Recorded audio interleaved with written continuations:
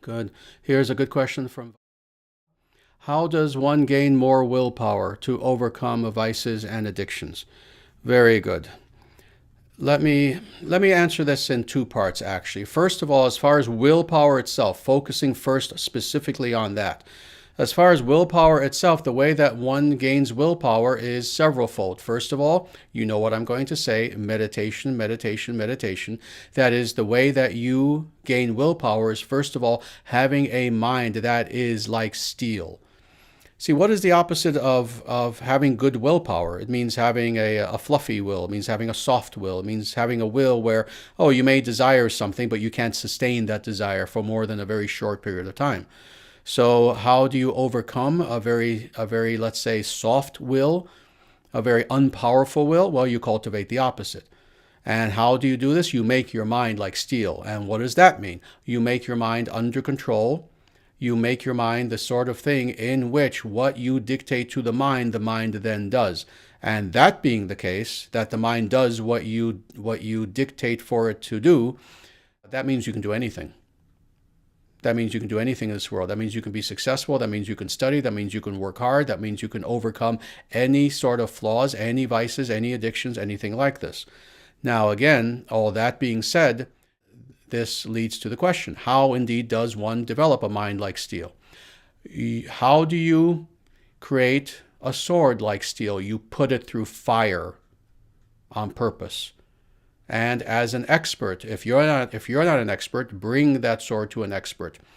They form it in such a way that it will be sharp and strong. In the same way, this is what you do, and you do this indeed through daily meditation.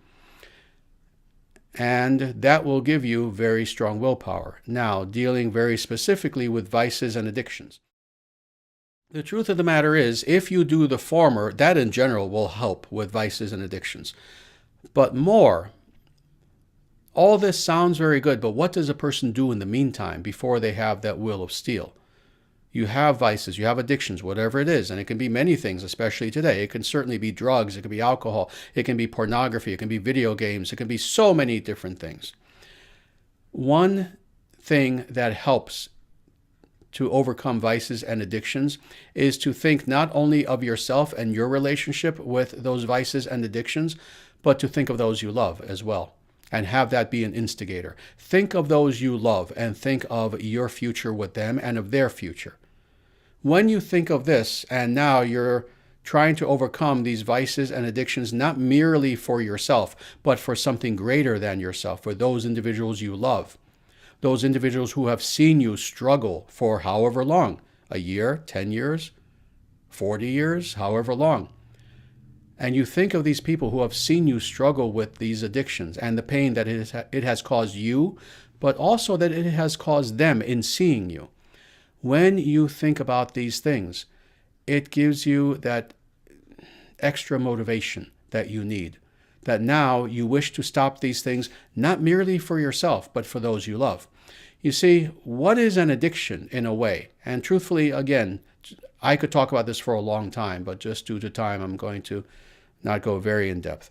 Why does a person become addicted? Well, several reasons, but one of which is that subconsciously their addiction is a type of psychological mini-suicide. They're suffering, they're in depression, they're in sadness. They don't know what to do with that sadness. And often that's the problem. They just don't have an answer. They think they don't have an answer. So thus the addiction is a way of kind of beating themselves up.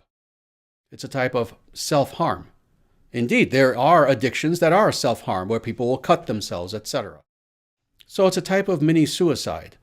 Well, as with people who are suicidal, what is one of the greatest instigators to prevent them from committing suicide?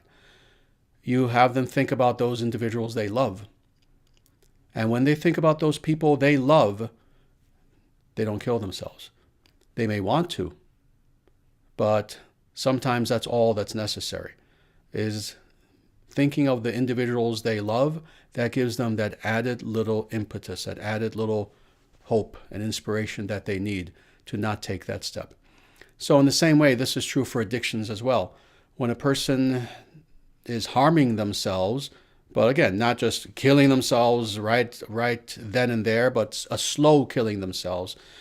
When they keep in mind those individuals who love them and who are so sad about the activities that they're going through and the pain and suffering that they're experiencing with those drugs, with the alcohol, indeed, even with video games and pornography and cutting themselves and so many things that people are addicted to, that will often give the person a little bit of added help that they need to then overcome that addiction. Again, as you can imagine, I can talk much, much more deeply about the psychology of this, but also spiritually what is necessary. But I hope that was beginning of a good answer for you at least.